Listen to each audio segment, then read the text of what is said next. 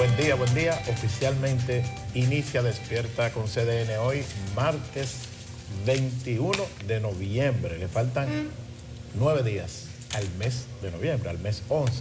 O sea que le faltan 40 días al año 2023. Qué rápido. En 40 días estaremos en el año 2024. Hoy hablaremos, obviamente tenemos que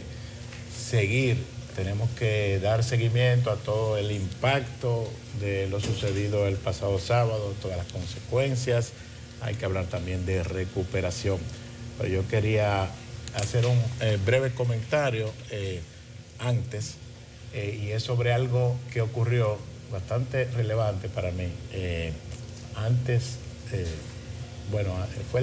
Me parece que fue el jueves que se oficializó una importante decisión del Tribunal Superior Electoral y ha pasado por debajo de la mesa, ha pasado desapercibida por el día en que sucedió, después vino la lluvia y es posible que quizás no haya mucho interés en divulgar esta decisión.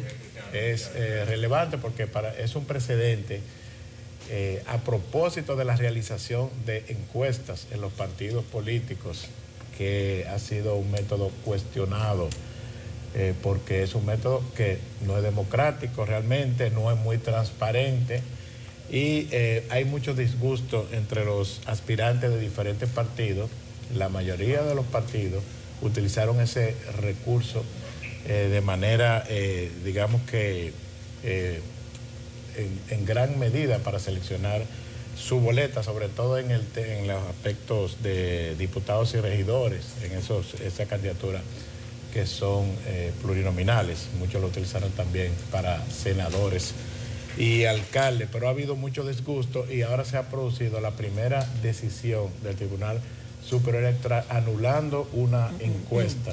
El Tribunal Superior Electoral anuló una encuesta que realizó el Partido Fuerza del Pueblo en la circunscripción 3 del Distrito Nacional para seleccionar sus candidatos a diputados en esa demarcación y ha ordenado la realización de una nueva encuesta. Tengo que leer los detalles, pero me parece que lo que ocurrió aquí fue que uno de los aspirantes, cuando salen los resultados de la encuesta, impugnó. No es que estaba bajito, como le ocurrió a muchos, es que ni siquiera aparecía su nombre, a pesar de que él se había registrado en el partido como aspirante, por lo cual el Tribunal Superior Electoral le dio ganancia de causa y está ordenando que ese partido realice en esa circunscripción una nueva encuesta. Hay otros casos otros expedientes que el Tribunal Superior Electoral todavía tiene en sus manos, pero esto es importante porque ha sido la primera decisión, o sea, ha sido un precedente. Con esta metodología de encuesta se han anulado otros procesos, pero con la metodología de encuesta la registro como la primera decisión en la que se anula el procedimiento y se manda a hacerlo de nuevo. Bueno, estarán en plazo, esa es la pregunta. Sí, como es la orden de un tribunal. No, y además se trata de candidaturas congresuales, que todavía pero como estas son candidaturas individuales, que tienen tiempo de revisar, de enmendar esa plana. Sí. Pero le fue mal al candidato, le fue muy mal. Bueno, buenos días a todos, buenos días a la audiencia de Despierta con CDN. Gracias a ustedes como siempre por estar con nosotros. Hoy tenemos varias informaciones en proceso, algunas se desarrollaron en la jornada de ayer, como todos los lunes, de manera especial esa alocución del presidente de la República. Digo alocución porque se transmite prácticamente por todos los medios de comunicación y las redes sociales. Yo le llamo el Luis Abinader semanal, es la semanal ahí en el Palacio, en donde, bueno, el gobierno de una manera u otra está respondiendo a los medios sobre qué es lo que ha ocurrido en las últimas horas con el tema de las lluvias, la respuesta que están dando. Más allá de la respuesta gubernamental, que evidentemente será fundamental y es fundamental en las próximas horas y ya, de hecho, lo que ha venido ocurriendo. Yo hoy quiero centrar mi atención en el tema de la solidaridad, en cómo cada uno de nosotros de cualquier manera podemos no solamente colocar el punto, el ojo, la crítica en qué le correspondió a quién, en esa repartición de responsabilidades que es muy propia del ser humano. Lo que yo también creo que es muy humano es en centrarnos en cómo podemos ayudar. El reporte que yo tengo de Mano Guayabo, por ejemplo, de la zona de Herrera, es que las pérdidas materiales han sido significativas.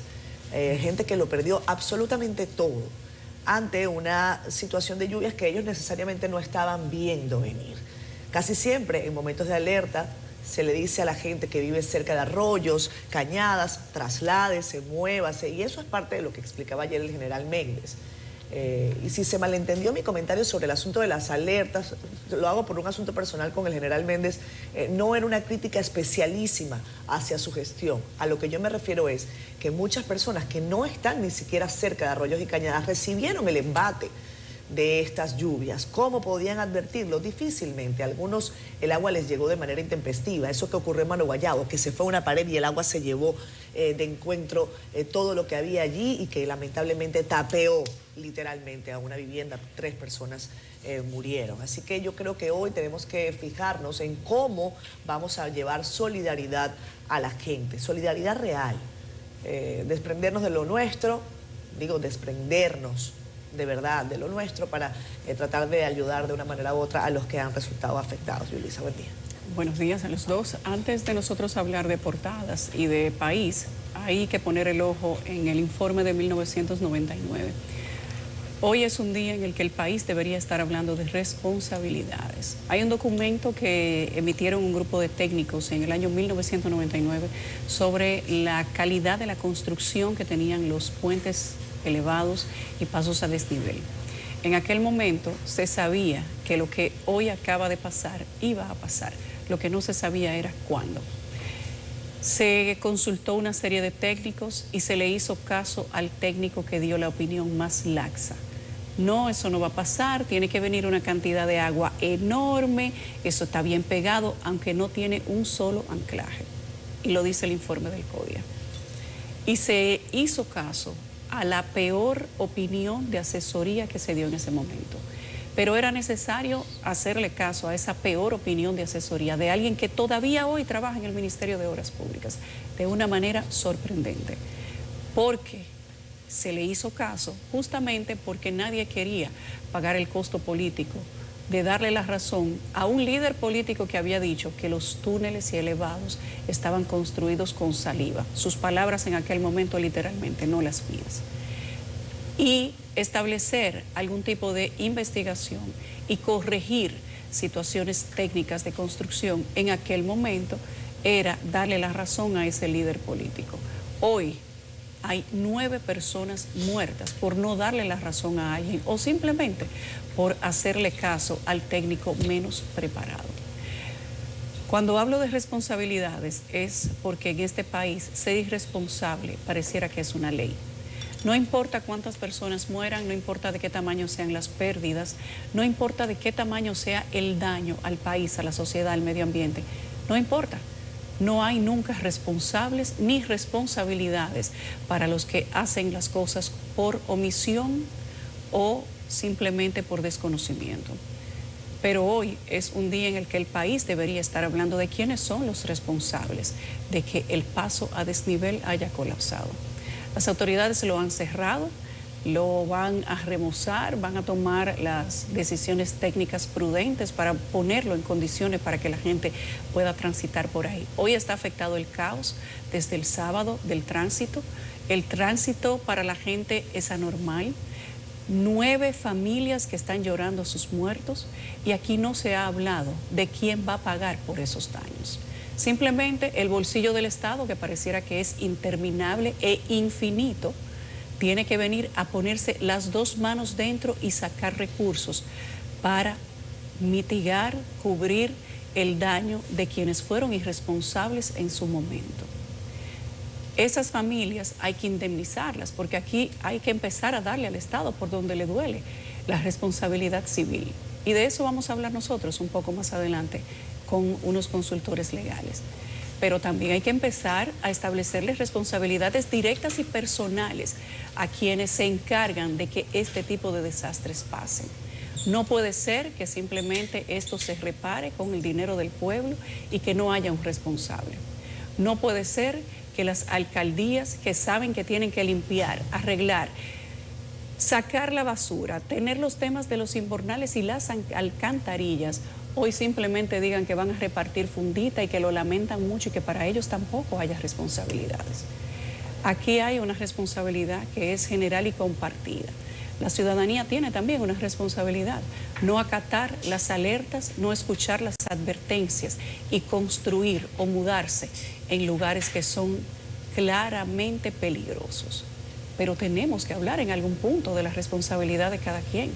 No puede ser que este país continúe siendo de manera sostenida y responsable y que simplemente la cuota la pague todo el mundo, los que deben y los que no. La responsabilidad civil también le corresponde al Estado, pero le corresponde a quienes hacen las cosas mal, no a todos. Hoy, mis buenos días son para los irresponsables, causantes de esa tragedia que dejó 9 personas. Para los irresponsables también que tiran todo lo que encuentran a la calle para que cuando llueva no haya por donde filtrar el agua.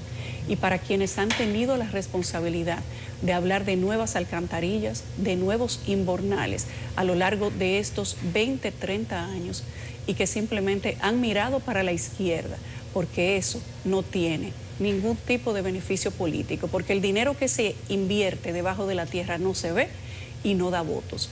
Hoy, las condolencias de todos esos irresponsables yo creo que están de más.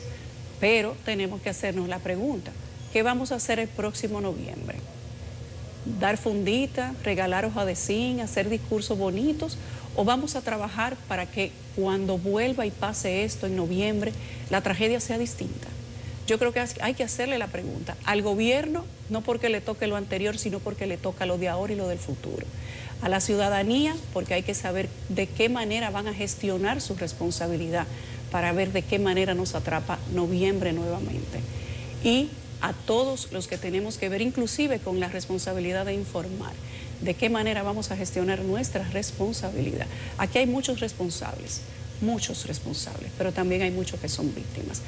Vamos a esperar y hacer lo mismo que se hizo en 1999, que por no atribuirle una calidad política a la situación, no vamos a establecer responsabilidades. Yo quiero saber quién nos va a responder esa pregunta y si noviembre del 2024 nos va a agarrar asando batata o vamos a tomar las medidas del lugar ahora, de aquí a noviembre, para que esto no vuelva a suceder. Mis buenos días para los irresponsables y para los que les tocará ser responsables. Vamos a conocer las portadas a través de la mirada del periódico El Caribe y de CDN. Nuestra compañera Carolyn Cuevas nos cuenta.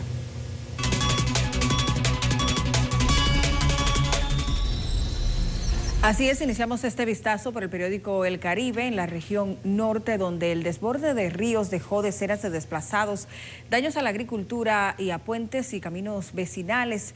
La provincia Sánchez Ramírez fue una de las más castigadas por los deslizamientos de tierra y crecidas de ríos. En otra nota que también damos cobertura, la ONU denuncia más bien matanza de niños sin precedentes. Antonio Guterres dice que los ataques israelíes constituyen crímenes de guerra. De vuelta al país, 2 grandes bloques se disputarán 3.849 cargos. El próximo viernes vence el plazo extendido que otorgó la Junta Central Electoral a los partidos para que inscriban las candidaturas para las elecciones municipales de febrero. Y cerramos resaltando el poco avance en la rehabilitación de liceos a politécnicos. En ese sentido, el Ministerio de Educación está en la etapa de equipamiento de los 79 primeros liceos para dar respuesta. En la contraportada hablamos de deportes y de las Estrellas, que lograron anoche su 5ª victoria consecutiva tras derrotar 5-4 a los Tigres del Licey.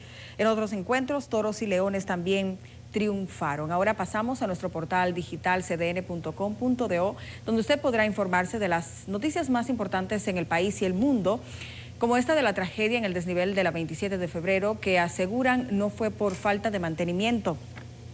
Ampliamos también sobre las declaraciones del presidente Luis Abinader. Dijo, fueron 23 años que no se actuó y yo cargo con 3 de estos.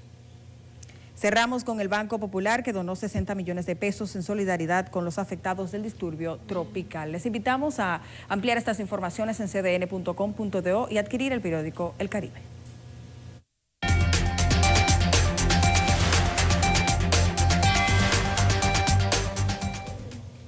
Bueno, Bueno, se supone que hoy debe comenzar a normalizarse la situación. Vamos a ver qué nos dice Jean Suriel sobre el tiempo. Muchísimas gracias, muy buenos días. Luego de 5 días de precipitaciones en gran parte del territorio dominicano, desde hoy tendremos una reducción significativa también en cuanto a la nubosidad y la producción de lluvias. Tendremos esta disminución de los aguaceros porque la vaguada que ha incidido en las últimas 24 horas ya empieza a debilitarse y así que tendremos un panorama parcialmente nublado o despejado en gran parte del país. Pero también junto a la vaguada ha llegado un sistema frontal. Ya a partir de las próximas horas, ese frente frío que se encuentra justo en suelo dominicano empezará a debilitarse y por eso no traerá nubosidad. Pero el elemento que estará presente durante los próximos días será esta masa de aire polar que ha llegado desde anoche a nuestro país. Así que gran parte de República Dominicana estará bajo los efectos de esta masa de aire frío y principalmente en las noches, madrugadas y primeras horas de la mañana estará sintiéndose este refrescamiento significativo. Recordemos que estamos en temporada frontal. También estamos observando atentamente esta región del Mar Caribe porque aquí se está desarrollando un sistema de baja presión. Este fenómeno estaría moviéndose hacia el oeste, hacia Centroamérica, por lo que no es amenaza para República Dominicana. Durante varios días vamos a tener este panorama meteorológico parcialmente nublado en gran parte del país con escasas precipitaciones, pero no se descartan algunas lluvias dispersas ahora en el transcurso de la mañana hacia el norte, noroeste, noreste, cordillera central y parte del sureste. También al final de la tarde podrían desarrollarse algunos chubascos aislados. Estas han sido las informaciones meteorológicas. Yo me voy a la 8. Ahí está, menos agua y un frito. Gracias, Jean Suriel. Un frito. Bueno, que baje la temperatura no es cosa mala, ¿verdad? Uno que vive pidiendo que llegue el fresquito, ahora que llega, bueno, a disfrutarlo en la medida de lo posible. Vamos a sus comentarios en la red social Facebook. Ahí en Facebook Live temprano está Josefina Taveras, que nos saluda como siempre con cariño. Josefina, buenos días para ti, para toda tu familia. También está Delio Samuel Marmolejos Frica, valorando positivamente el comentario que ha hecho Yulisa sobre el tema de la responsabilidad. Gracias, Delio. Cristian Chávez nos manda buenos días. Dice, ayer me di cuenta de que la gente ahora le tiene temor a cruzar por los túneles. Me di cuenta que los vehículos no estaban tomando los túneles. Por cierto, el de la 27 de febrero dice que se lo encontró vacío. Josefina Taveras, perdón, gracias. Nos manda saludos, dice que el comentario es importante sobre el tema de la responsabilidad también. Nancy de León nos comenta para ver, Guadalupe Graciano desde Los Negros de Azua, Jenny Modesto también en sintonía desde San José de Ocoa, con temperaturas de 20 grados, muy fresco, muy fresco. Nos comenta Héctor Franco, buenos días, el problema del derrumbe de la estructura del pasado viernes, bueno, fue el sábado, ha sepultado la agenda del país. El tema haitiano, cómo marcha el desvío del río Masacre. Es tiempo de solidaridad. Esto no ha sido un juego. Ni meteorología, ni la NASA, ni el Centro de Huracanes de la Florida, ni Google pudieron predecir esta situación. Francisco Aquino Mejía está con nosotros. Dice, mis condolencias son para los políticos rastreros. Perdón. No puedo decir eso, perdón, Francisco. El pito. Usted lo puede decir, pero yo no debería leerlo. ¿Sí me explico? Los políticos, es que esa palabra es muy fea, entonces no es que haya gente que no pueda sentir ese sentimiento, eso es la gente muy libre, pero que es fea a esta hora de la mañana. Para los políticos que se gastan el dinero del presupuesto destinado al mantenimiento de las obras públicas en funditas y politiquería barata, es fácil echarle la culpa a otros. ¿Y usted qué ha hecho?, le dice Francisco Aquino Mejía. Miguel Ángel Valdés Martínez, ¿cómo los gobiernos juegan con la desgracia de la gente? José Báez, saludos a los mejores comunicadores del país. Gracias, José, un abrazo. Ramón García está con nosotros, también Kelvin Torres, Yasmín Vázquez con nosotros. Y Guadalupe, te pasé, a ver, no está Guadalupe, ay, perdón. Guadalupe, no, te saludé, Guadalupe, desde Los Negros de Azo, un abrazo, querida, para ti, para toda tu familia. Se mantiene la situación en el Bajo Yuna con importantes inundaciones. La gente que está en San José de Ocoa, en la parte alta, esa conexión entre Azua, San José de Ocoa, de la que ayer les hablaba, se mantiene. Esas familias siguen sin poder llegar, están incomunicadas 150, 160 familias en el municipio de Peralta de Azua. Eso es en la parte de arriba. Cuando usted piensa que en Azua no hace frío, allá arriba sí hace frío. Fresquito del bueno, buen café y buena gente. Vámonos a la pausa comercial. Son las 7:23 de la mañana. Son las 7:28 de la mañana. El presidente Abinader y funcionarios aseguraron que el incidente ocurrido en el paso a desnivel de la avenida 27 de febrero con Máximo Gómez no fue ocasionado por falta de mantenimiento de la estructura. Nuestra compañera Yanela Pimentel estuvo en la semanal y nos cuenta los detalles. Osiris puede dar su opinión. Estas explicaciones fueron ofrecidas de forma detallada por el ingeniero Osiris de León a solicitud del presidente Luis Abinader. Como los dos pozos filtrantes no pudieron drenar toda el agua de lluvia que cayó durante esa semana, el nivel freático subió, la presión de poros empujó el paramento y el paramento se inclinó, no llegó a caerse. Y ahí se crearon entonces 3 comisiones de trabajo. Obras Públicas creó una por su lado, el CODIA creó otra por su lado y yo estaba trabajando con otras personas por otro lado. Al final, los 3 informes fueron coincidentes en el sentido de que la presión del agua era lo que había provocado el problema. El ministro de Obras Públicas, Eligna Ascensión, también aclaró que a este tipo de infraestructura se les da mantenimiento cada 10 días. La parte del mantenimiento a las infraestructuras, ustedes si observan los medios, no solamente periódicamente, sino que de una manera rutinaria cada 10 días se anuncia el cierre de este tipo de infraestructura para darle el mantenimiento adecuado. Durante el encuentro, la semanal con la prensa, el mandatario además informó que será conformada una comisión que evaluará las infraestructuras nacionales y que a los 6 meses rendirá un informe. Esta es una comisión ya muy profesional que va a evaluar cada uno de esos informes y que, como es independiente porque no son funcionarios del gobierno, le van a trasladar a la población dominicana el informe. El presidente Luis Abinader aseguró que los daños causados por las lluvias de este fin de semana son extensos. Abinader dijo también que más adelante se ofrecerán las cifras de los daños causados. Yanela Pimentel, CDN.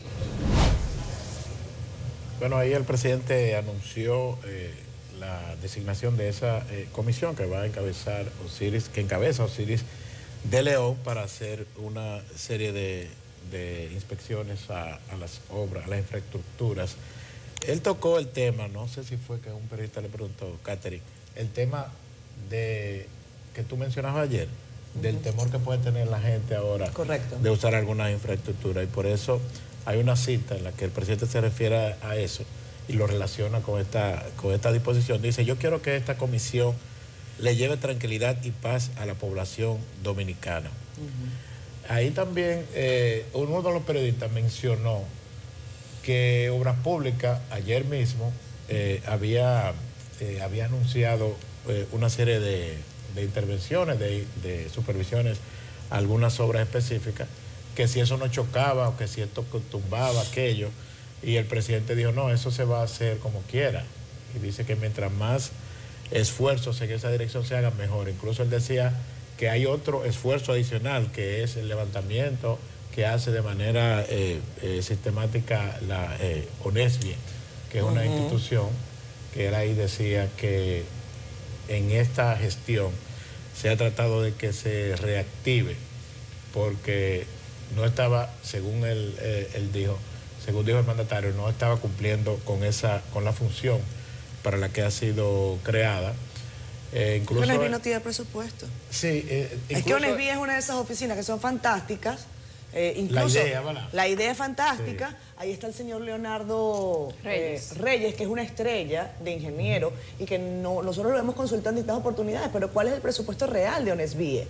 Y honestamente, yo recuerdo que el señor Leonardo, perdón Héctor que te interrumpa el comentario brevemente, nos dijo acá que ellos habían iniciado junto a Obras Públicas un trabajo de revisión de toda esa infraestructura vital que empezó por el tema de las escuelas, pero que se iba a ampliar. Ahora, yo quisiera, con todo el cariño del mundo, sin que esto le trajera una dificultad mayor, y bueno, al señor Leonardo, que él diga si le han facilitado el presupuesto y si quizás Obras Públicas ha trabajado con él brazo a brazo para hacer un levantamiento real de todas las infraestructuras vitales del país. Yo saludo que el presidente de la República, Luis Abinader, haya dicho ayer, desde que se hizo esa denuncia, han pasado ¿cuántos años? 22 años. 22 años. Y yo cargo con 3. A mí me parece muy bien que el presidente diga eso. Mire, chapó, muy bien, presidente, pero hay otras responsabilidades, y eso es lo que yo decía ayer, asumir. Alguien que debe asumir esto. Y en esos 22 años es mucho más que el presidente Abinader, incluyendo al presidente Abinader.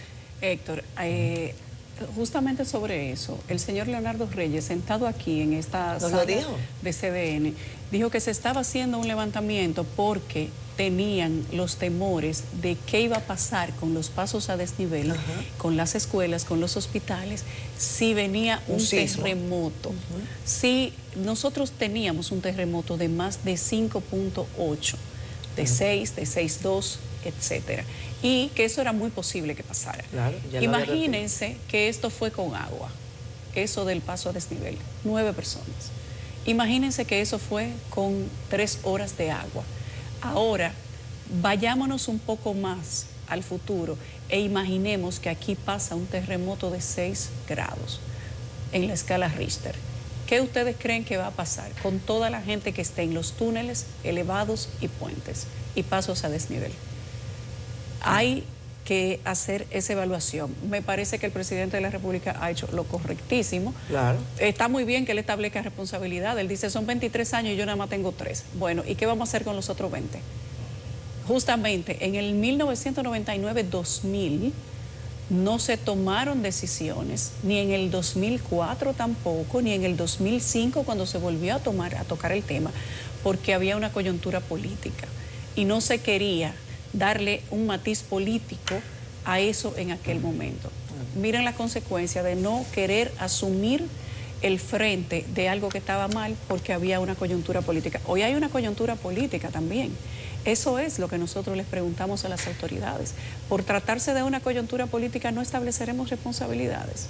Y como dice el ingeniero Reyes, ¿qué pasa si aquí hay un terremoto? Que ya vimos que si con 3 horas de agua se caen abajo las losas del paso a desnivel, ¿qué pasaría entonces con un terremoto? Imagínense, pero además hay que poner en contexto cuáles son los planes de emergencia, de rescate que estaríamos trabajando como país. Las grúas del 911 del Ministerio de Obras Públicas tardaron un tiempo para llegar porque pesaban, tenía que llevarla un equipo pesado, unas colas, patanas, etcétera, y el tránsito estaba tepe. Aquí habían personas, nosotros teníamos personas de aquí de CDN, que estaban a 4 esquinas de aquí, no podían llegar por el tránsito. Hay que pensar en contingencia. ¿Qué pasaría si esto sucede de nuevo? Por eso es tan importante ya nos pasó, lo que dice el presidente. Es que ya nos pasó. Claro, por el eso 8 de noviembre. Lo que él dice de que hay que evaluar, hacer un levantamiento de cuál es la condición técnica que tienen cada uno de esos pasos a desnivel. Esta mañana leía los comentarios de personas que me escribían por WhatsApp y decían, estoy pasando por el paso a desnivel de la Gómez con Kennedy, pero con miedo. Estoy pasando por el medio porque tengo miedo que se caiga de un lado o del otro y no sabemos qué vamos a hacer, pero no podemos pasar por arriba porque a esta hora hay tapones. Eran las 6:50 de la mañana. Sí, como quiera hay que utilizarlos. Sí, yo decía que esto ya nos pasó. Yo le envié al grupo de Despierta con CDN, ojalá lo podamos ver. Y este es el asunto de las comisiones y cómo estamos casi siempre accionando de una manera reactiva. Yo valoro positivamente que se haya constituido esta comisión de ingenieros estructuralistas independientes, pero que en 6 meses veamos el resultado. Que veamos el resultado. Vamos a ponerle fecha, por favor, y vamos a poner una alarma a todos en nuestros celulares para que no se nos olvide. Porque es que la verdad es que con tantos problemas en el país a cualquiera se le va la guagua. Y eso también le pasa al gobierno, ¿no? 21 de noviembre, cuenten 6 meses en adelante. O sea que se supone que a eso de mayo pongan 21 de mayo. El 21 de mayo nosotros deberíamos tener aproximadamente el resultado de esta comisión independiente. El 8 de noviembre, o sea, 4 días después de la tragedia del año pasado, la ONESVIE y el Ministerio de Obras Públicas y Comunicaciones firmaron un acuerdo. Ahí está. Firman acuerdo para evaluar y mantener, arreglar puentes en el territorio nacional. Y cuando usted lee esa nota, ¿qué dice? Que estaban, el acuerdo establece la conformación de un equipo de expertos en evaluación de vulnerabilidad que desarrollen estrategias conjuntas para examinar cada una de esas estructuras. ¿Quién preside la comisión de estructuras? Creo que se llama así. El señor Salas. También. Entonces, yo creo que de esa comisión que surgió hace un año, hoy deberíamos tener un informe. No hay que esperar 6 meses ahora para saber qué pasó. Ya, un año después, deberíamos tener un diagnóstico. Y ese diagnóstico no se le ha dado al país. ¿Cuál es el problema de los gobiernos? Uno de los problemas fundamentales es la credibilidad. Si la gente siente que ya no hay cómo creer, empiezan muchos problemas. Entonces yo valoro una vez más la buena voluntad, las ganas de hacer las cosas bien, que ayer hayan ido a las comunidades, todo eso está muy bien. Incluso que el propio presidente diga, miren, de esos 20 y pico de años yo asumo 3. Ahora, hay otras personas que tienen que asumir, y yo no sé por qué el frente siempre tiene que darlo el 1. Es que todos los problemas del país no pueden pasar solamente por el presidente de la República. Ahí yo les acabo de dar una muestra pequeña de una reunión que ocurrió hace un año y que ya debería tener resultados. ¿Dónde están? Nadie los ha visto. Bueno, antes de encabezar la semanal en el Palacio Nacional, que fue donde se refirió a este tema, el presidente Luis Abinader había recorrido las zonas afectadas por las inundaciones en la provincia de San José de Ocoa. Francis Zavala completa la información. Estamos haciendo un esfuerzo muy especial. Durante un encuentro con productores de vegetales para evaluar las pérdidas en la zona, el mandatario dijo que el Fondo Especial de Mitigación para el Cambio Climático es para apoyar a los productores ante la inclemencia de los fenómenos climáticos, señalando que estos no aguantan más préstamos. Adelantó que el próximo miércoles ofrecerá un informe final de las pérdidas registradas. Ya para los productores y los agricultores ya no le cabe más deuda. Le vamos a dar más deuda del Banco Agrícola. ¿Y para qué? 1.100.000 metros de invernaderos quedaron destrozados. Fruto de las inundaciones tenemos un promedio de un 85% a 80% de invernaderos con inundaciones totales. Con fenómenos como estos, incluyendo los bajos precios de los vegetales que se presentan a menudo, venimos arrastrando una situación totalmente dolorosa. Hemos estado presentando inconvenientes con lo que es la capacidad de movilidad de los técnicos del departamento de Trubá. Y necesitamos en esta emergencia que esos técnicos vengan en auxilio de nosotros para darnos las recomendaciones en los aspectos de algo que se pueda salvar de los cultivos afectados. 250 personas desplazadas en San José de Ocoa, una de las provincias más afectadas por el disturbio 22 del pasado sábado, expresaron que lo perdieron todo. Que nos den una ayuda porque somos pobres, nada más quedó malamente la casa. Mire qué desastre, papeles, todo, mire los colchones, adentro es un desastre que ya usted sabe, lodo por pipa. De inmediato funcionarios del gobierno evaluaron las zonas afectadas y dispusieron ayuda en lo prioritario. Todos tenemos que estar conscientes que tenemos que atender en prioridades a los que más lo necesitan, y en esas prioridades tenemos que tener un gran sentido de comunidad y de justicia en estos procesos. Se van a atender todos, pero en términos de prioridades, la parte humana es la primera que tenemos que atender. Habíamos ya tomado la previsión de hacer procesos de varios de estos puntos. Evidentemente hay otros que fueron nuevos, que deberemos de someterlo a los trámites de los procesos de emergencia. Nosotros estamos haciendo los levantamientos de rigor y en coordinación, el MIBER con nosotros, estamos haciendo una distribución de toda la provincia, no solamente el municipio de Rancho Arriba. Para nosotros hacer las reconstrucciones de la vivienda, le vamos a entregar enseres a todas las familias afectadas. El jefe de Estado anunció además que este próximo 3 de diciembre será inaugurada la carretera de esta provincia. El presidente Luis Abinader dijo que durante su gobierno ha aumentado la cartera de préstamos al Banco Agrícola de República Dominicana en más de 18.000 millones de pesos. En la provincia San José de Ocoa, Francis Zavala, CDN. El presidente también ha recorrido zonas afectadas por las inundaciones de la provincia de Duarte, donde hubo significativos daños en la agricultura. Inició su recorrido en las comunidades de Guaraguao, Bajo Yuna, La Reforma, Barraquito y Las Coles. Todos nos vamos a ayudar en todo, vamos a ayudar a todas las personas que están afectadas, ya lo dijimos aquí. ¿Hay planes de trasladarlo a otras zonas? No te puedo decir, vamos primero a verlo, lo primero es salvar su vida y que puedan vivir dignamente, inmediatamente. Si lo trasladamos va a durar mucho tiempo y ellos no resisten tanto tiempo. Él asegura que el respaldo del gobierno se va a centralizar en la reparación de vías y viviendas, así como en el apoyo a la agricultura. Bueno, y vamos ahora a revisar también la realidad de decenas de familias que enfrentan la difícil tarea de intentar retornar a la normalidad tras haber perdido todas sus pertenencias que resultaron destruidas por las fuertes lluvias del fin de semana. Uno de los sectores más afectados fue Herrera, en Santo Domingo Oeste. Las calles se convirtieron en ríos. Veamos el reporte de Carolyn. Ayer la veíamos en vivo y estos fueron más testimonios de lo que encontró. Eso me tiene a mí desesperado.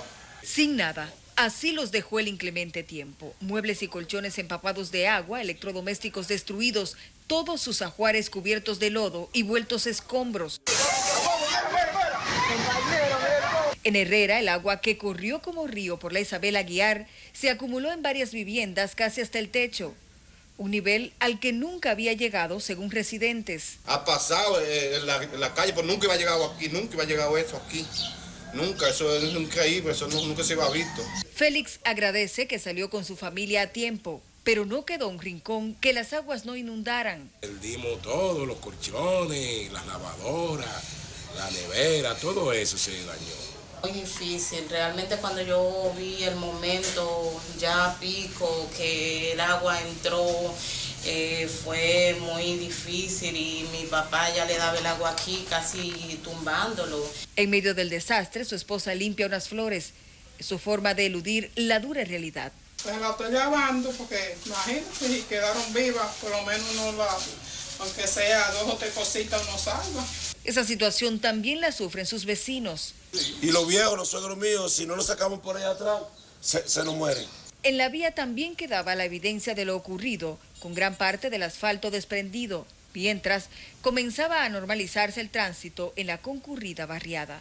Carolyn Cuevas, CDN. Bueno, Santo Domingo Oeste, sin duda, ha sido la demarcación más afectada por estas lluvias. Incluso hay una cifra que da el alcalde de ese municipio, el señor Andújar, que sobra que determinarlo y compaginarlo con las cifras ya oficiales que da el COE, porque hace un consolidado, pero él está hablando de 14 decesos. Eso habrá que confirmarlo, pero es una autoridad. Pero de todo modo hay que esperar.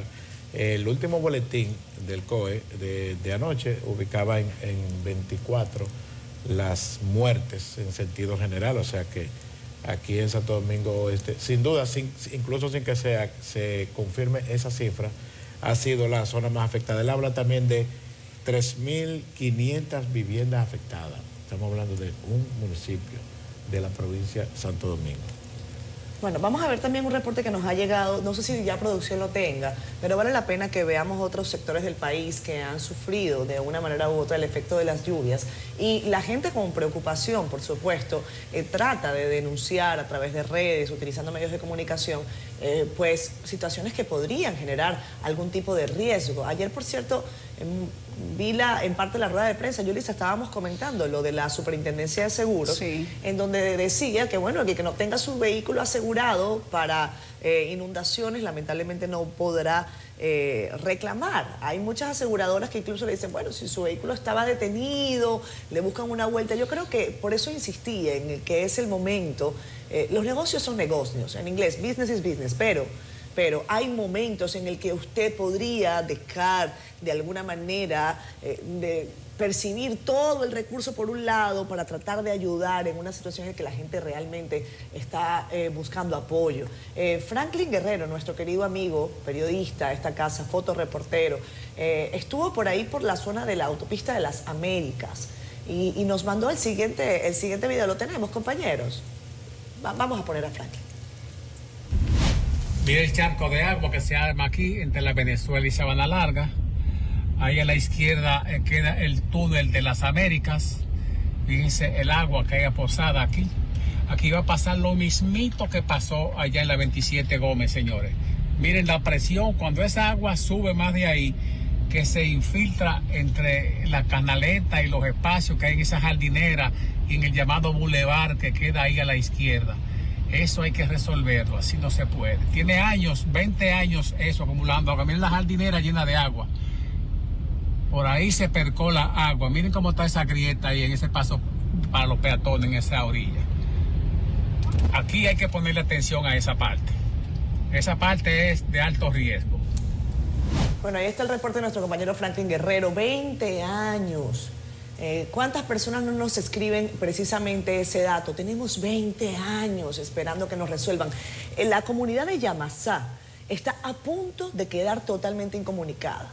El puente, no les tengo la foto para que lo vean, pero está totalmente comido por el río que divide a esa comunidad. Yo creo que vale la pena que el levantamiento sea extenso, incluso puede representar una gran oportunidad para que el país en pleno, sector público y sector privado, se pongan de acuerdo en hacer un gran plan de reconstrucción.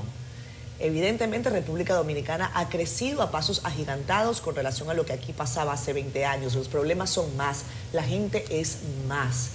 El efecto del cambio climático nos va a seguir dando duro. Entonces, ¿cómo vemos esto?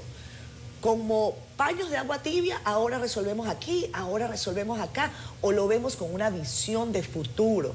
¿Cómo resolvemos esto para dentro de 20 años más? Es un momento de crisis que también podría representar una gran oportunidad para que el país se pare en pleno, se agarre de brazos, sector público, repito, sector privado, y con el apoyo de la comunidad internacional, que no se pueden hacer los locos, para que ayuden a financiar el efecto del cambio climático, que no necesariamente se ha generado aquí, porque el aporte en huella de carbono que deja República Dominicana es mínimo con relación a países, por ejemplo, China, Estados Unidos o otros grandes del llamado G8. Entonces, hay recursos para eso. Qué bueno que Max Puig estuvo ahí en esa reunión de la semanal para que se identifique y se reclame con diplomacia internacional cuánto es que nos va a costar esto y cuánto es que la comunidad internacional está dispuesta a pagar. Eso podría tardar mucho tiempo. Mientras tanto, resolvamos acá, en la casa, que claro que se puede. Bueno, más temprano hablábamos de recuperación, hablábamos también de solidaridad, ¿verdad? Sí. El Banco Popular Dominicano donó 60 millones de pesos para asistir a las comunidades y familias afectadas por el disturbio tropical y la vaguada que han impactado al país desde el pasado sábado 18 de noviembre. Los recursos entregados por el Banco Popular serán canalizados a través del COE, la Diócesis de Santo Domingo, San Pedro de Macorís, Baní, San Juan y Barahona, así como la organización evangélica Cruzada Estudiantil y Profesional para Cristo. La entidad bancaria informó que internamente está asistiendo a los empleados que se vieron afectados por las lluvias con daños estructurales en sus viviendas y enseres en distintos grados. El presidente ejecutivo del Popular, señor Christopher Paniagua, dijo que como ciudadano corporativo responsable y comprometido, la institución se solidariza con los más vulnerables de la sociedad que han sido afectados por este fenómeno natural. Bien. Creo que de esa manera ya podemos irnos a la pausa. Sí, antes, solamente un segundo antes. Vamos a pasarle balance a algo que está sucediendo en Haití desde el día de ayer. La supuesta justicia de Haití, que ha seguido trabajando en el tema de la muerte del presidente Jovenel Moïse, presionada, por supuesto, por la justicia de Estados Unidos, que ya tiene varias personas apresadas, un empresario, 2 políticos, ha acusado y se ha llevado preso al señor alcalde de Jacmel, se llama Marky Queza. Dicen el magistrado a cargo del magnicidio de Jovenel Moïse, que es Walter Wesser Voltaire, que luego de interrogarlo por más de 3 horas encontraron vinculaciones suficientes al crimen del 7 de julio del 2021. No, esto no se había evidenciado antes. Hay varias otras personas, como ustedes saben, solamente 2 empresarios, un político que vivía en Miami y 9 personas colombianas estaban vinculadas al tema, pero ayer se ha mencionado y se ha arrestado de inmediato al alcalde de Jacmel, y esta noticia está recorriendo el mundo. 2 años después de la muerte del presidente Jovenel Moïse, todavía están haciendo arrestos muy puntuales. No se ha dicho todavía cuál habría sido la vinculación del actual alcalde de Jacmel, pero lo tienen apresado desde ayer luego de haberlo interrogado. No se sabe qué va a continuar sucediendo con esto, pero esta es la información que se tiene hasta el momento. Hay una cantidad de nombres mencionados, ahí se habla hasta del expresidente Martelly, se habla de autoría intelectual, pero se han ido apresando unos cuantos, personas de renombre, políticos de alto nivel y algunos que manejaban el gobierno, que se han mencionado de una manera directa con autoría intelectual, pero no han sido apresados. Ayer le tocó al de Jacmel, al alcalde, al señor Marky Quesa. Esta es una información que todavía está en progreso, no se sabe si lo van a liberar, si va a continuar ese proceso, pero mientras tanto está preso. Esa es la información que se tiene hasta ahora. Nos vamos a una pausa con esto. Al regreso tenemos a Marcos Varina, urbanista. Con él vamos a hablar de las incidencias que ocurren en la ciudad de Santo Domingo y en otras ciudades del país, además, a raíz de todo lo que ha sucedido este fin de semana.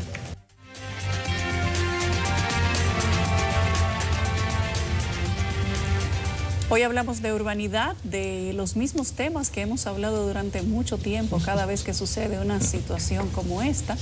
Lamentablemente, Marcos Varina viene coyunturalmente todos los años a este programa. Marcos, nuestro arquitecto y urbanista. Gracias, Marcos, por estar aquí. ¿Cómo estás? No, gracias a ustedes por invitarme otra vez. Por lo menos nos vemos la cara. Cada vez que hay un lío. Lástima que sea cada vez que hay una tragedia. Sí. O sea, ya me van a poner a mí el chochueca del urbanismo, tú sabes, porque si explota una estación de gas, ahí está Marcos Varina en la televisión, se inunda y muere, ahí está Marcos Varina otra vez en la televisión. Ya tú sabes que a las 7 de la así. mañana tú vas para CDN. Que no sea así, que no sea Hay que llamarlo en situaciones normales. Exacto, invítenme para hablar de cosas buenas. Quisiéramos invitarte para hablar de cosas positivas, Sí. que las hay. Que yo creo que las hay. Sí, Hay algunas cosas que uno puede decir, bueno, sí, pero Marcos, vamos a tener tu primera evaluación sobre lo que ha ocurrido durante la jornada del fin de semana o las jornadas del fin de semana. Quizás sea demasiado amplio, pero una primera aproximación desde tu experiencia y desde lo que ya hemos vivido, ¿qué es diferente en esta oportunidad? Bueno, sí, vamos a ver cuáles son las diferencias. Quizás una de las diferencias de esta oportunidad es que quizás de una manera semejante a noviembre 4 de 2022, estas lluvias, este proceso de inundaciones afectó a las personas que tienen más acceso a los medios, a la clase media y la clase alta. En el noviembre 22, recuerden que fue la primera vez como que pusimos atención a que el polígono central se inunda, ¿no? Y que los sótanos de tus torres se pueden llenar de agua y tú nunca lo habías pensado realmente, y empezamos a preguntarnos por qué. Y esta vez una tragedia que ocurre quizás en el área que debería considerarse más formal de la ciudad, que es una avenida con un túnel donde se supone que debido a su formalidad debieron haberse tomado todas las medidas que evitaran la tragedia que ocurrió en el túnel, no es un túnel, pero en el túnel de la 27 de febrero con Gómez. Ahí falló todo el sistema de ingeniería, de construcción civil, de planificación y de cualquier tipo de previsión que debería definir lo que es una ciudad formal. Nosotros hemos ya normalizado que este tipo de situaciones ocurre en las periferias de las ciudades, donde están las cañadas, donde están las áreas informales de la ciudad, y ahora nos preocupa que las áreas que supuestamente son formales, que es lo que nosotros dentro del urbanismo llamamos la ciudad formal, sea donde estén ocurriendo ahora estas tragedias. Esa es una diferencia primordial a lo que ha ocurrido en eventos semejantes en otros años. No significa que no ha ocurrido, pero sí que de alguna manera ha afectado más a las personas que de alguna manera utilizan esta área formal de la ciudad. A cualquiera de nosotros nos puede haber pasado, cualquiera de nosotros utiliza el túnel, cualquiera de nosotros utiliza un elevado. A mayor nivel de densidad poblacional también, es más gente que se afecta. Exacto, es el centro geográfico de una metrópolis de 6 millones de habitantes. Así es que debemos verlo. El centro geográfico de una gran metrópolis, y en el mismo centro geográfico, en el área más formal de la ciudad, el polígono central, y en una avenida que se supone que es una construcción civil, ocurre una tragedia de este tipo. Eso es algo a considerar como una tragedia, no solamente de las vidas que se perdieron ahí, sino también del sistema de construcción y planificación nacional. Con el tema específico del paso a desnivel de la Máximo Gómez con 27, ahora mismo hay un debate en que participan hasta políticos, pero realmente lo ideal es que los técnicos hablen. Entonces hay dos teorías básicamente contrapuestas: fallas de origen o falta de mantenimiento. El debate está girando en torno a esos dos puntos. No hay debate, las dos cosas. Es decir, se han planteado dos situaciones. ¿Podrían ser las dos cosas? Sí, son las dos cosas, definitivamente. Hay una falla de origen que lo explicaron los expertos del área, que son los expertos de ingeniería estructural, ingeniería civil, y explicaron cómo en ese segmento había un problema en términos del diseño que se eligió para esa estructura.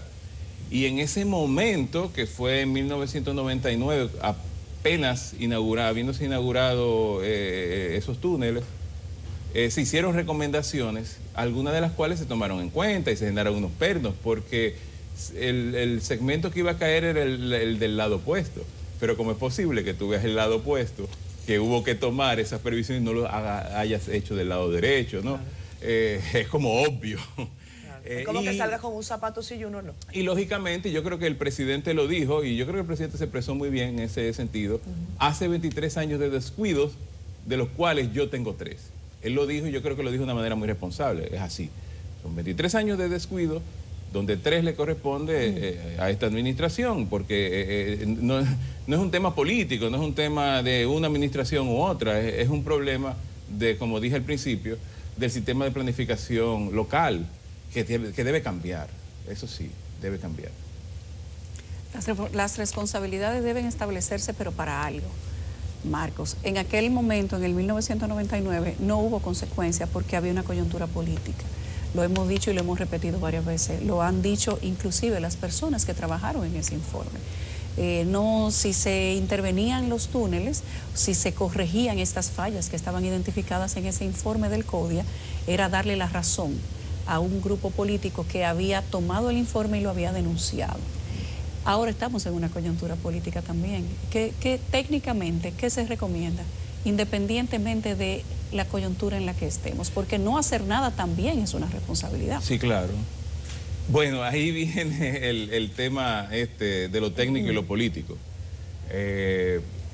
Las virtudes de lo técnico en manos de los políticos es corrupción.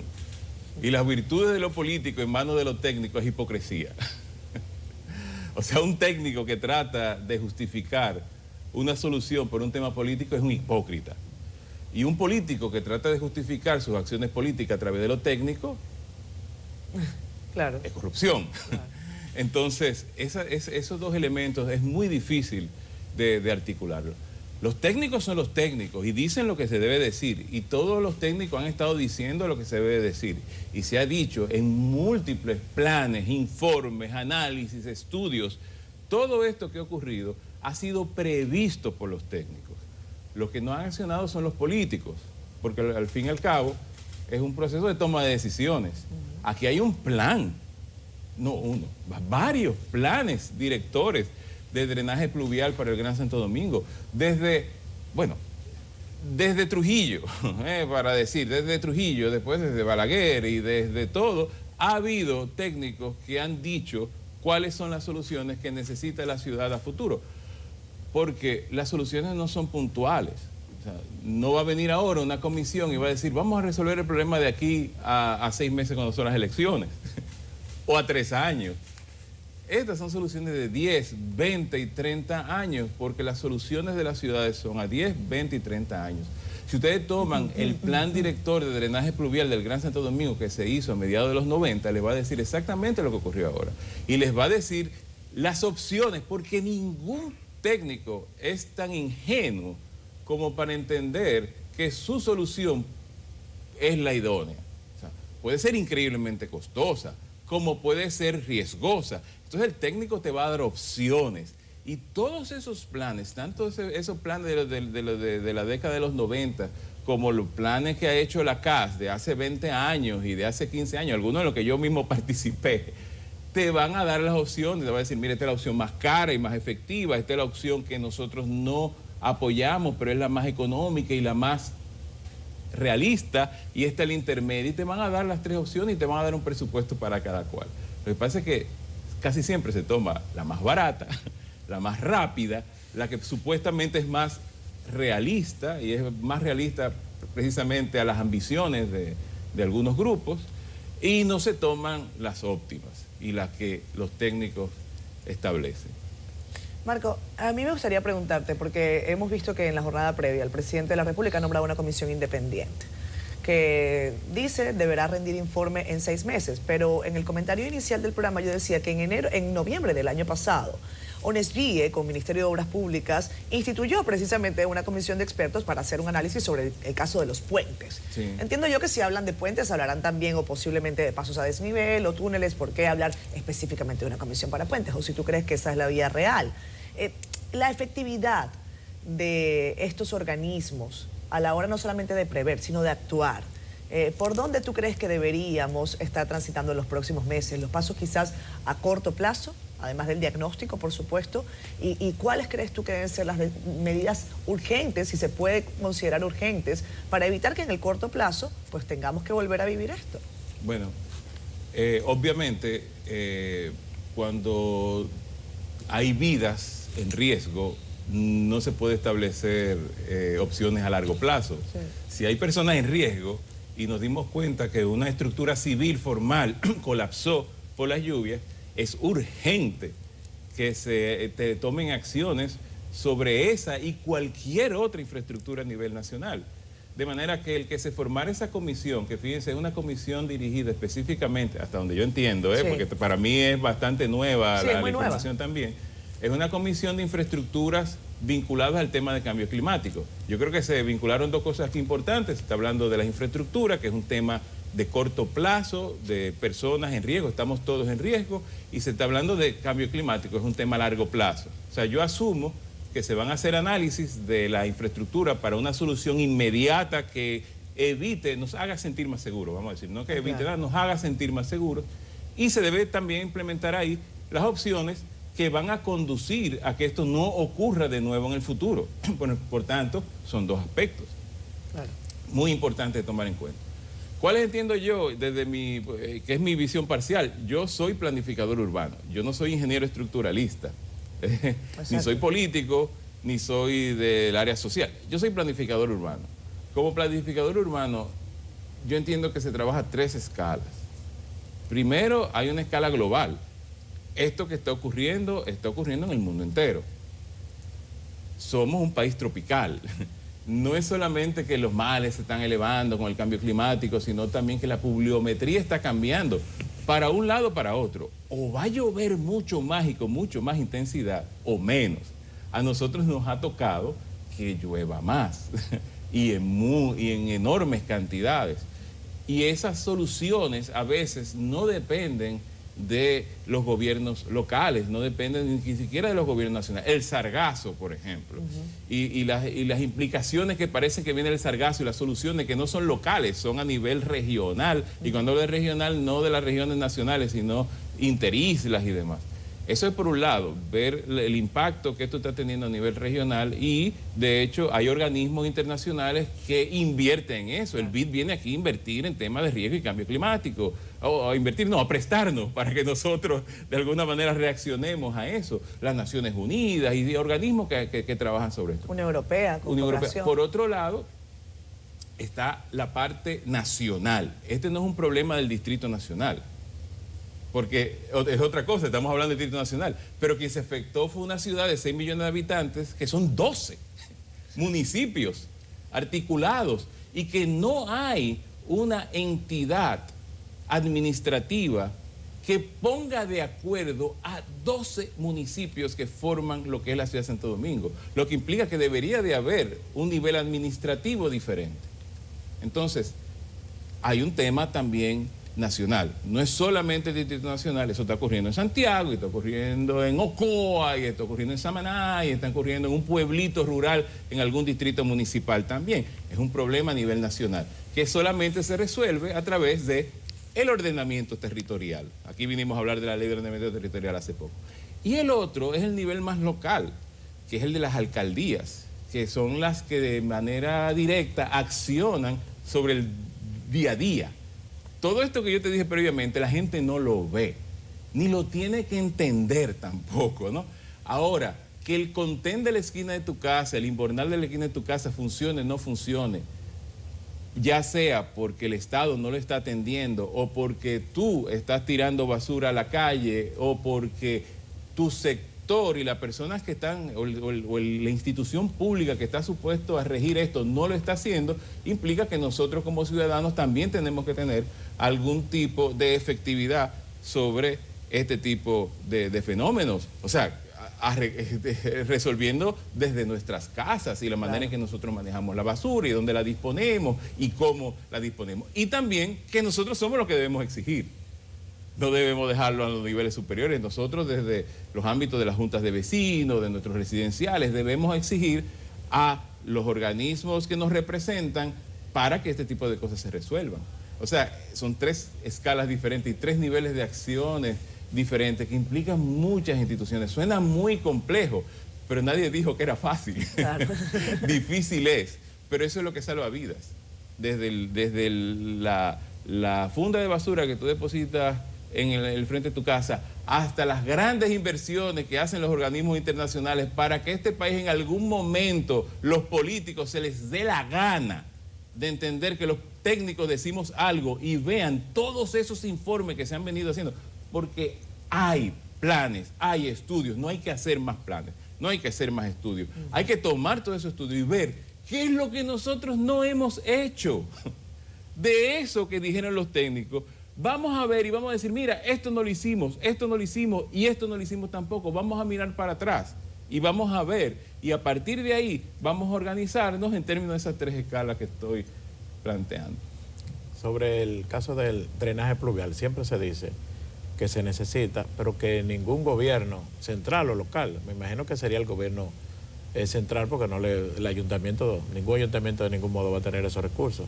Siempre se dice que a pesar de que es necesario, que todo el mundo lo sabe, que hay que abordar ese problema, es muy costoso, muy largo, muy complejo, y que además no se ve, o sea, que está por debajo de la tierra y que electoralmente no es rentable.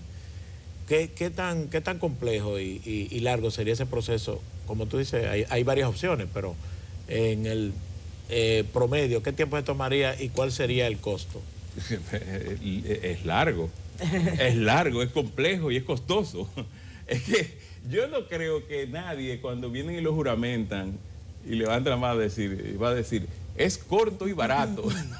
Es largo y costoso, es difícil. Y hay cosas que las que tienen que accionar que no se ven.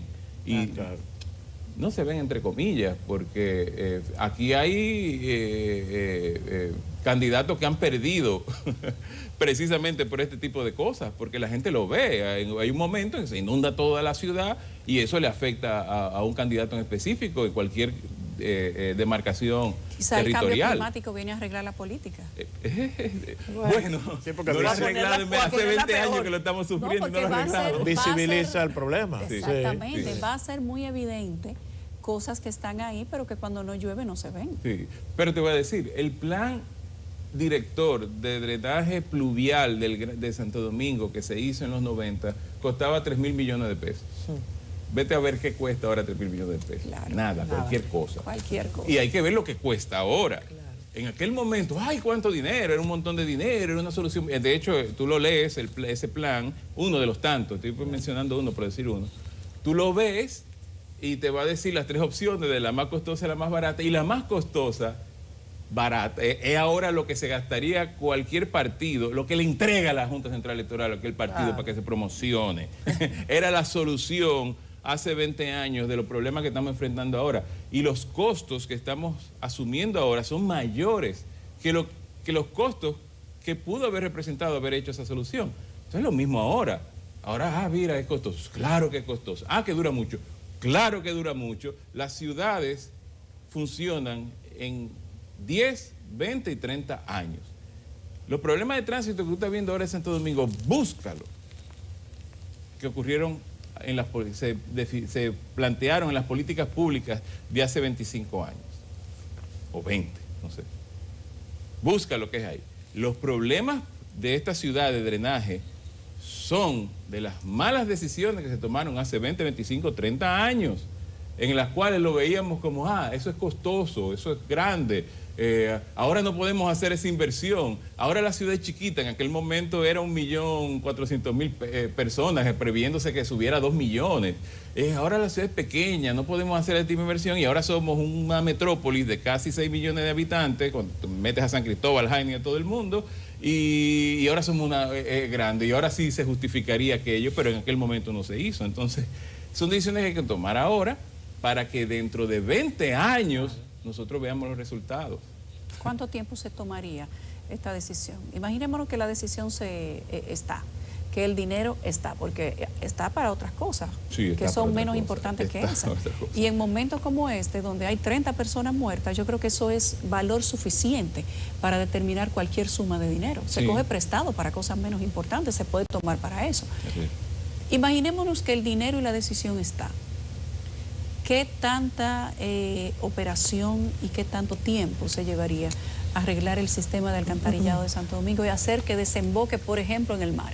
No, el alcantarillado sanitario, que deberíamos estar pensando así, ¿no? Porque la coyuntura de lo pluvial es la coyuntura de lo pluvial, pero las necesidades de Santo Domingo no solamente, del alcantarillado de Santo Domingo no solamente es pluvial, es también sanitario, son dos cosas diferentes, las aguas negras. Ese es peor. Exacto. Entonces, se supone que deberíamos de asumir el problema de una manera integral, ¿no? Y por tanto, existe, como te dije anteriormente, ya los planes existen, se han hecho. Cada década ha generado un plan diferente, con grandes inversiones. Y los planos. Sí, claro. Se han generado esas inversiones. Lo que no se ha tomado las decisiones correctas para que se implementen. De hecho, algunos de esos planes se han implementado parcialmente, pero la cantidad de flujo económico no ha llegado en el momento adecuado para que las desgracias que ocurrieron ahora no ocurrieran. Y ya esos planes han empezado hace 20 años. Ahora hubiéramos tenido una solución del drenaje pluvial del Gran Santo Domingo si lo hubiéramos asumido. Ahora tenemos que empezar de nuevo, ahora tenemos que revisar otra vez. ¿Qué fue lo que no hicimos? Y ajustarlo para 20 años. Y ajustarlo para 20 años, sobre todo en lo económico, porque obviamente los 3.000 millones de pesos que costaba, que ustedes lo pueden buscar.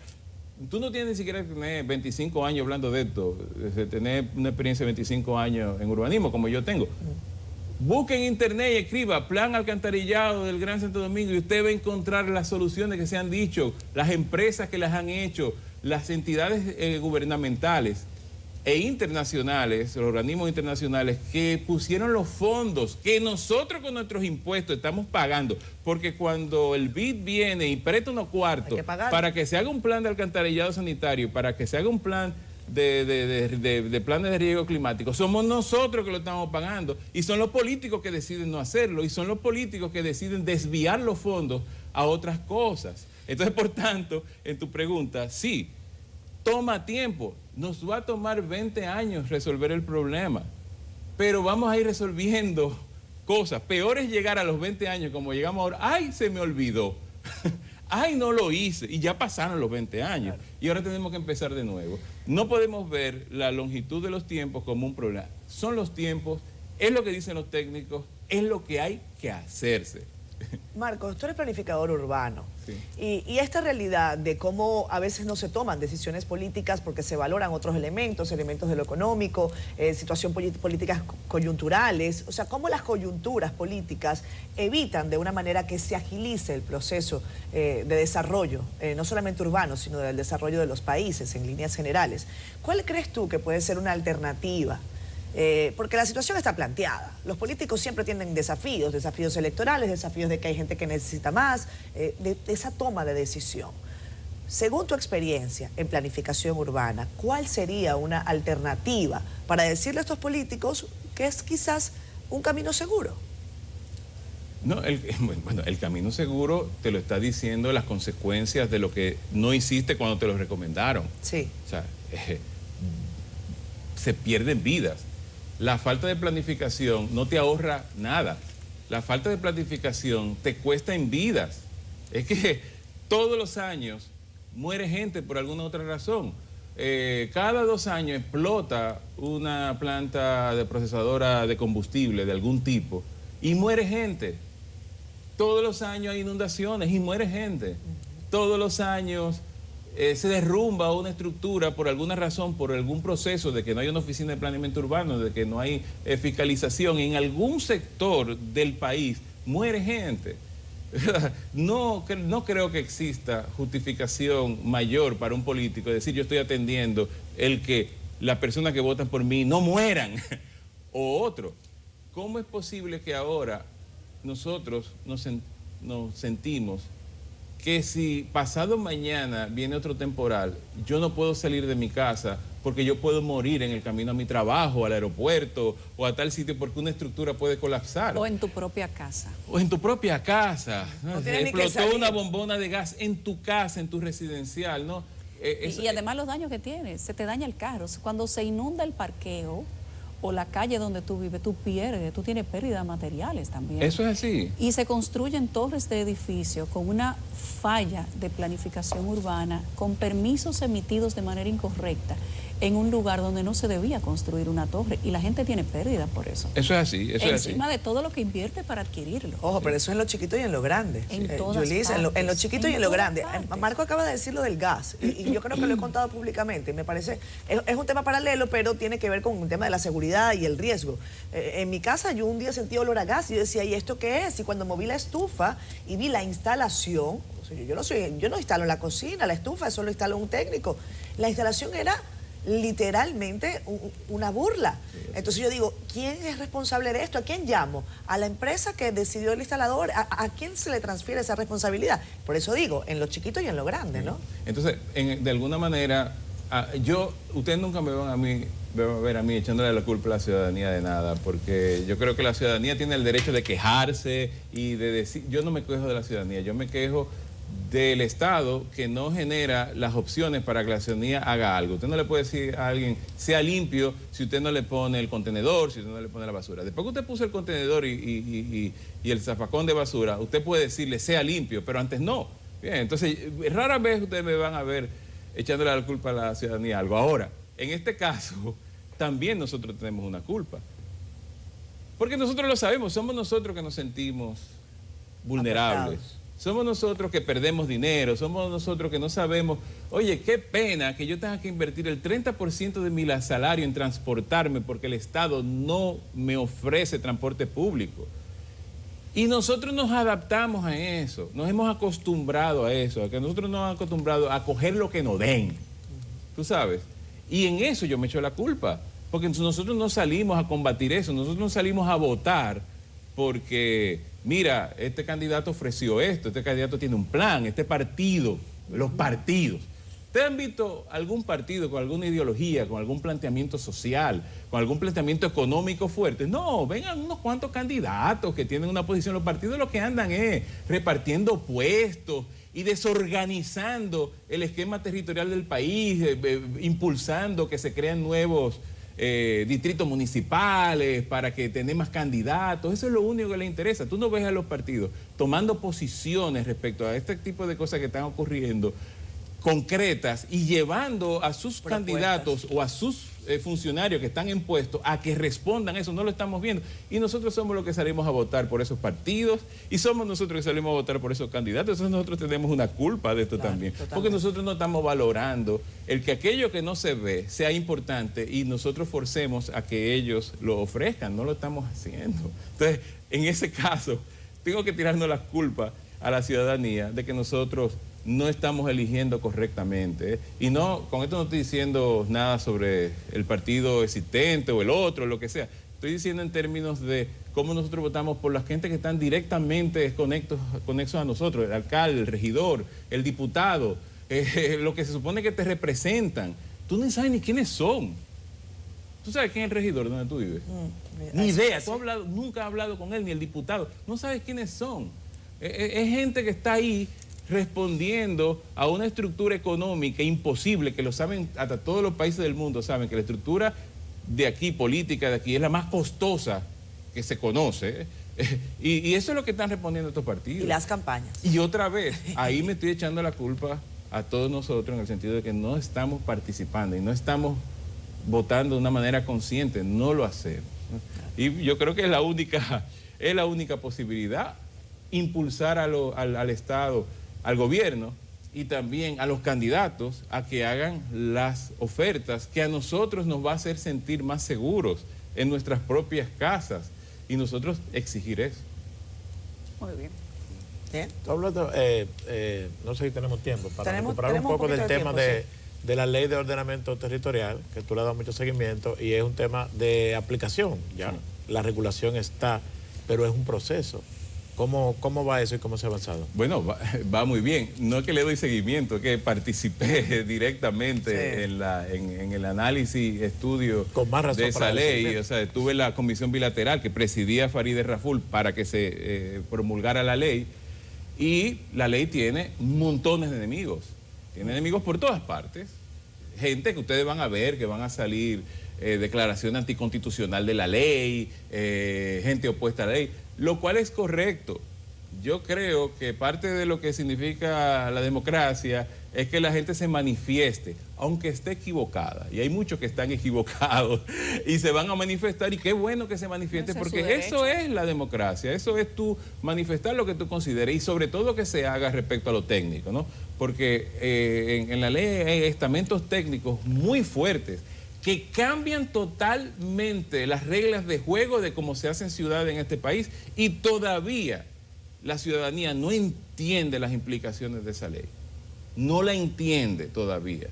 Y ni siquiera tiene que entenderla. Otra vez, ustedes se recuerdan que yo les dije que hay una escala, que es la nacional y la global, que no necesariamente el común de las personas debe entender lo que significa ahí, porque trabaja a otro nivel teórico, ¿no?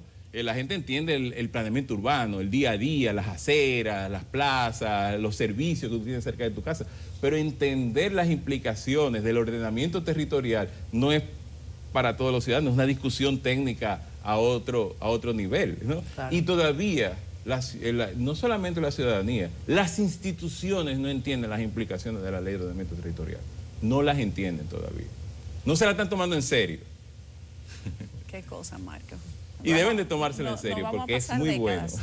Ojalá y no nos pasemos décadas discutiendo lo mismo, esperando que lleguen otras tragedias, que los que no tienen la razón sean los que más opinen y los que consigan que las leyes no se apliquen, porque al final la consecuencia la pagamos todos. Así es. Aquí estoy viendo, en Twitter Marco compartió la entrevista que le hicimos hace 5 años acá en Enfoque Final, hablándole precisamente sobre esto, sobre cómo la ciudad se caotiza con el tema de las lluvias, el país en general. Vamos a seguir viendo acciones, como decía yo, paños de agua tibia, pero que yo creo que podría ser una gran oportunidad, Marcos, para el país. Una vez más, yo creo que anualmente se nos presenta esta oportunidad. Sí. Estamos en un año de campaña electoral. Yo no sé cuál sea el momento justo ni adecuado. Lo que sé es que la realidad, y como tú dices, esa necesidad existe, la emergencia existe. Entonces, estos pañitos de agua tibia que no funcionan por un momento, pero dejan el problema de fondo, podría ser un gran momento para que el país, de alguna manera u otra, con sus instituciones, con empresa privada, con los académicos, con los técnicos, pues se genere una discusión que realmente tenga algún producto, ¿no? Que sea productiva. Bueno, sí, y yo, a mí te digo otra vez, y lo dije al principio del programa, que creo que la actitud del presidente fue positiva porque dijo, lo que no hemos atendido en 23 años, de los cuales 3 me corresponden a mí, eso yo creo que es valiente. Pero lo asumió, por lo menos asumió. Ahora, ¿debió asumir nada más él? ¿Por qué no asumió, por ejemplo, Obras Públicas? ¿Por qué no asumieron todos los ministros de Obras Públicas de 20 años? ¿Por qué no asumió el presidente 1, 2, el 3, el 4? Bueno, porque este es un país presidenciable, donde los ministros de Obras Públicas no tienen cerebro para tomar decisiones, eso es así. Entonces, esa decisión, y sobre todo el hablar de cambio climático, que es un tema que ahora se ha politizado en el sentido negativo, no se ha politizado, porque ojalá que se politice. El cambio climático se ha reducido su objetivo hacia señalar gente en términos políticos, los que creen y no creen en el cambio climático, cosas así, o sea, cosas ridículas, ¿no? Entonces el hecho de que el presidente haya dicho, vamos a asumir el tema del cambio climático, yo lo estoy viendo con buenos ojos. Lo que yo no espero es que dentro de 5 años otra vez estemos en lo mismo diciendo, que mira, que se tomó una decisión, se formó una comisión y al final la comisión emitió un informe y ese informe no se asumió. Está guardado por ahí, igual que el del 1990. Cogiendo polvo. Bueno, ojalá y que 30 personas muertas sea motivo suficiente para que esta vez se tomen decisiones reales. Sí, 30 de este año, pero el año pasado fueron 30 más. Y que noviembre de inundaciones, no te Claro, y que noviembre del 2024 no nos agarre asando batata, como nos agarró y como nos agarró el del año pasado. Gracias, Marcos Barinas, urbanista, arquitecto, parte de la familia de CDN, que viene todos los años cada vez que hay una tragedia. Lo lamentamos, Marcos, ojalá que no tenga que venir solo por eso. Gracias. Amigos, son las 8:39 minutos de la mañana. Gracias a ustedes, como siempre, por estar con nosotros conectados en Despierta con CDN. Tenemos a continuación una entrevista vía Zoom con el amigo, abogado Francisco Álvarez Martínez. Tanto él como otros destacados especialistas del derecho han estado comentando durante estos días algo que mucha gente se pregunta. Francisco, buenos días. La responsabilidad del Estado y, de una manera u otra, cómo resarcir por ejemplo, a víctimas, ¿no? Y en el caso de pérdidas materiales, ¿puede un ciudadano en República Dominicana ir a los tribunales y demandar al Estado dominicano porque se le murió un familiar aplastado? Escúcheme la palabra, pero es así, la triste tragedia que hemos vivido por un muro de la avenida 27 de febrero. ¿Se puede? ¿Es viable? Francisco, gracias por estar acá. Bueno, muchísimas gracias por la invitación y aprovecho. Quizás antes de responder esa pregunta concreta, hay que entender de dónde nace la responsabilidad del Estado, porque en las redes, en la prensa, en distintos lugares donde se expresan diferentes personas, yo pienso que hemos polarizado la discusión, y le voy a poner, quizá tomando la línea de la entrevista anterior, en si se dio o no se dio mantenimiento. ¿Por qué yo digo eso? Porque el histórico que estamos viendo se ha desarrollado en los últimos días, donde han salido muchas advertencias, incluso un informe del CODIA del 99, donde un grupo de ingenieros y de especialistas denunciaron algunas debilidades que hoy parecerían tener relevancia directa con lo sucedido, genera algo que es interesante y es un conocimiento directo a cargo de la administración. ¿Por qué?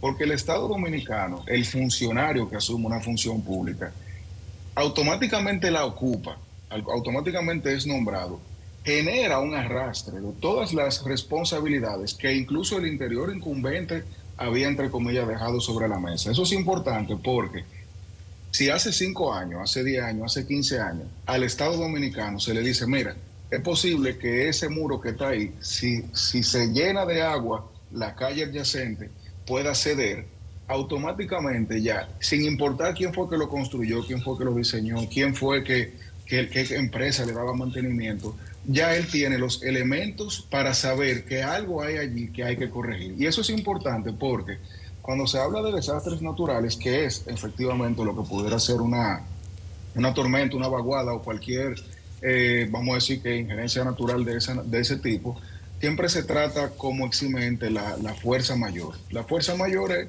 óyeme, si aquí cae un cometa, o sea, si viene Godzilla y entra desde el agua, evidentemente yo Estado no podía hacer nada porque se conjugan los dos elementos de la fuerza mayor, que literalmente es que sea inevitable e imprevisible. Entonces, en ese escenario, cuando nosotros vemos, número uno, que ya había información suficiente para que el Estado supiera que había elementos estructurales que corregir, uno, y dos, que el Estado supiera, porque incluso ha sido reiterado en los últimos gobiernos, en todos, la necesidad, por ejemplo, de generar una estructura de desagüe que pueda desahogar, valga la redundancia, esa zona específicamente. Entonces ya debemos eliminar ese factor de que yo no sabía que eso podía suceder o yo no sabía que eso era una posibilidad. Eliminando eso, entonces nos quedamos con el Estado.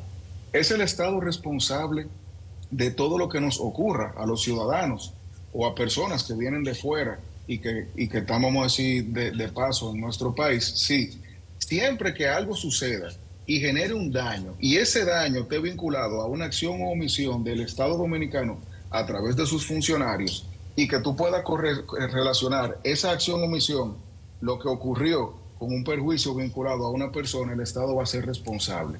En nuestro país nosotros tenemos un problema que es que ese músculo de demandar al Estado, de lograr una condena y luego cobrar ese, vamos a decir, el resultado de lo que haya juzgado un tribunal se usa muy poco. Nosotros tenemos en el argot popular la idea de que el que tiene una sentencia en contra del Estado literalmente tiene nada, que el Estado nunca paga, que es difícil cobrar, que eso al final es un vía crucis y que por eso normalmente uno tiene una sentencia para colgarla muy bonita en una oficina, pero no va a hacer algo que se materialice en un beneficio, número uno, ni le va a dar un golpe al Estado donde normalmente le duele, que es el bolsillo. Si nosotros vemos vamos a decir, la experiencia del año pasado, cuando ocurrió lo mismo que ocurrió ahora, nos vamos a dar cuenta de que ese año que transcurrió, las previsiones fueron mínimas. No vimos un cambio, vamos a decir, por lo menos en la estructura del Estado. Yo diría que el año pasado todos los túneles o los pasos de nivel de la 27 se inundaron, había muchísimos carros bollando, literalmente. Este año yo no vi eso. Sin embargo, lo lógico hubiese sido, por ejemplo, cerrar los túneles porque eso era una posibilidad y ya teníamos una experiencia estadística de menos de un año donde ya teníamos esa información a mano. Si nosotros trasladamos todo eso al conocimiento que tiene un funcionario al momento de que un evento ocurre y las medidas que se toman para tratar de contrarrestar o mitigar el impacto de ese evento dentro del esquema de su labor o de su función pública, yo diría que de allí se puede derivar una consecuencia que afecte no solamente al Estado Dominicano, dígase, siempre va a ser responsable, sino que también al funcionario, que según la ley y la Constitución puede ser solidariamente responsable junto al Estado frente a mí, la persona afectada. ¿Cómo funciona eso? Número uno, evidentemente tú tienes que tener la prueba de lo que tú estás diciendo, de que hubo un daño que pudo haber sido prevenido, que fue a causa de una acción o una omisión de un funcionario, que es como se expresa el Estado, porque el Estado es un ente etéreo, no se materializa a través de la acción de sus funcionarios y por eso es el responsable por lo que sus funcionarios hacen. Número dos, hay que ir al tribunal. Ese vía crucis nadie te lo quita a las familias afectadas. ¿Por qué? Porque independientemente de que todo lo que nosotros veamos es útil o interesante, o nosotros podamos entender que tenemos la razón porque tenemos en la mano quizá el cuerpo del delito, todo siempre debe correr por un tracto jurisdiccional que es el tribunal. El tribunal verifica lo que yo digo, lo que dicen ellos, las pruebas que se aportaron y se destila de allí una realidad procesal que es lo que se probó frente al tribunal. Luego de que eso ocurre y el tribunal dice sí, la víctima lamentablemente fatal del desplazamiento que logró que se cayera el muro arriba de una persona, tienen derecho a un resarcimiento de X monto, entonces ya con eso en tus manos, entre comillas, obviamente luego de que sea una sentencia firme, porque hay vías recursivas que hay que agotar, y dicho sea de paso, estamos hablando de un proceso de 2 a 5 años fácil, por eso volvemos a lo mismo, es difícil tú subir esa montaña de buscar ese resarcimiento del Estado. Entonces tú puedes, entre comillas, cobrar ese dinero. Y ahí es que inicia realmente la dificultad. Y por lo que yo personalmente creo que nosotros no vemos que eso ocurra tanto. Porque si a mí, Francisco, me ponen una multa con la que yo personalmente no estoy de acuerdo, yo que soy abogado no tiendo ahí a contestarla, porque yo sé que lo que yo tengo que hacer para lograr que se haga justicia, en el caso de que yo creo que la multa fue injusta, es tanto el trabajo que hay que hacer, que yo al final digo, bueno, eso es revictimizar a una persona, y ahora vamos a trasladarlo al caso de los fallecimientos horribles del derrumbe. Tú pones a una persona a tener que ir a un tribunal, a tener que revivir eso tantas veces, quizás exponerse a un desaire judicial, para eventualmente entonces estar en un vaivén emocional vinculado a cómo los tribunales acostumbran a tratar ese tipo de casos, es complicado. Y finalmente, me parece que si nosotros estamos viviendo un momento donde eso es necesario, o sea, que ejerzamos ese músculo y que logremos ponerle ese freno al Estado Dominicano para que entienda que su accionar, ya sea que hizo algo malo, que dejó de hacer algo que estaba bajo su cuidado, genera consecuencias y que esa consecuencia puede afectar de manera directa a un funcionario, es ahora. Porque nosotros estamos viviendo lo que yo pienso una revolución en el proceso de cómo la sociedad se lleva con la judicatura, porque tenemos 2 o 3 años que la sociedad está muy pendiente a los procesos judiciales. Tenemos ya prácticamente 4 o 5 años donde nosotros los ciudadanos estamos viendo cómo se traduce, entre comillas, a la seguridad jurídica, el buen funcionamiento de los tribunales. Y si no comenzamos a generar esa jurisprudencia necesaria, donde nosotros podamos ir a los tribunales, así sea obviamente un camino tortuoso, porque es fácil decirlo desde la comodidad de mi despacho, claro. Y exponer a una familia a eso no necesariamente algo fácil. Pero así como cuando uno tiene la obligación de uno ver una basura, recogerla y botarla al zafacón, yo pienso que ya hay un tema de responsabilidad social, luchar contra el Estado, para que el Estado entienda que su accionar le va a generar un golpe económico, que lamentablemente es la única forma en la que el Estado tiende a reaccionar. Francisco, como tú decías, el dominicano, o sea, aquí en el país no se acude a esas acciones. De hecho, tú decías que se hace poco. Yo pensaba que no se hacía.